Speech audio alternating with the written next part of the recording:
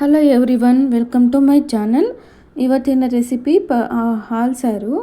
ಮೊದಲಿಗೆ ಪಡವಲಕಾಯಿನ ಕಟ್ ಮಾಡಿ ಇಟ್ಕೊಂಡಿದ್ದೆ. ಅದನ್ನು ಸ್ವಲ್ಪ ನೀರಿಗೆ ಕಡಾಯಲ್ಲಿ ನೀರು ಹಾಕ್ಕೊಂಡು ಅದರಲ್ಲಿ ಸೇರಿಸ್ಕೊಂಡು ಉಪ್ಪು ಹಾಕ್ಕೊಂಡು ಬೇಯಿಸ್ಕೊಳ್ಳೋಕೆ ಇಟ್ಟಿದ್ದೀನಿ. ಈ ಕಡೆ ಒಂದು ಸ್ವಲ್ಪ ಈರುಳ್ಳಿ ಮತ್ತು ಬೆಳ್ಳುಳ್ಳಿನ ಫ್ರೈ ಮಾಡ್ಕೊಳ್ಳೋದಕ್ಕೆ ಇಟ್ಕೊಂಡಿದ್ದೀನಿ. ಆ ಕಡೆ ಫ್ರೈ ಮಾಡ್ಕೊಳ್ಳೋಣ.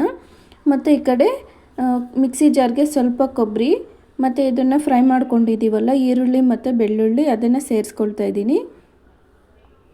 ಅದು ಚೆನ್ನಾಗಿ ಫ್ರೈ ಆಗಬೇಕು. ಬೆಳ್ಳುಳ್ಳಿ ಒಂದು 4ರಿಂದ 5 ಎಸಳಾದರೆ ಸಾಕು.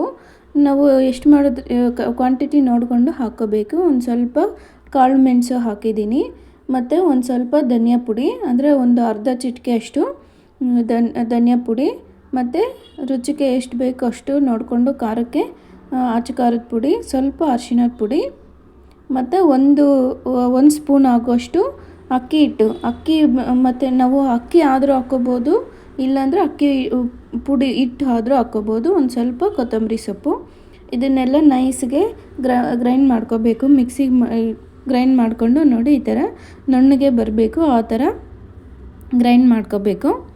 ಮತ್ತು ಈ ಕಡೆ ಪಡವಲಕಾಯಿ, ನಾವು ಇದನ್ನು ಪಡವಲಕಾಯಲ್ಲಾದರೂ ಮಾಡ್ಬೋದು, ಇಲ್ಲ ಹೀರೆಕಾಯಲ್ಲಾದರೂ ಮಾಡ್ಬೋದು.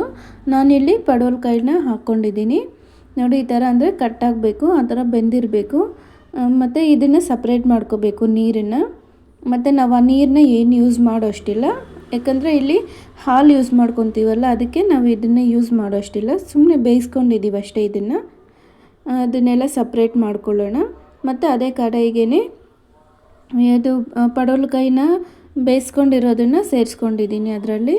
ಮತ್ತು ಇಲ್ಲಿ ಖಾರ ನಾವು ಮಿಕ್ಸಿಗೆ ಹಾಕ್ಕೊಂಡಿದ್ವಲ್ಲ ಅದನ್ನು ಸೇರಿಸ್ಕೊಳ್ತಾ ಇದ್ದೀನಿ. ಇಲ್ಲಿ ನಮಗೆ ಕ್ವಾಂಟಿಟಿ ಎಷ್ಟು ಬೇಕೋ ಅಷ್ಟು ನೋಡಿಕೊಂಡು ಹಾಕ್ಕೊಳ್ಳಿ. ನಾನು 1 ಗ್ಲಾಸ್ ಆಗೋಷ್ಟು ಹಾಲು ಹಾಕ್ತಿದ್ದೀನಿ.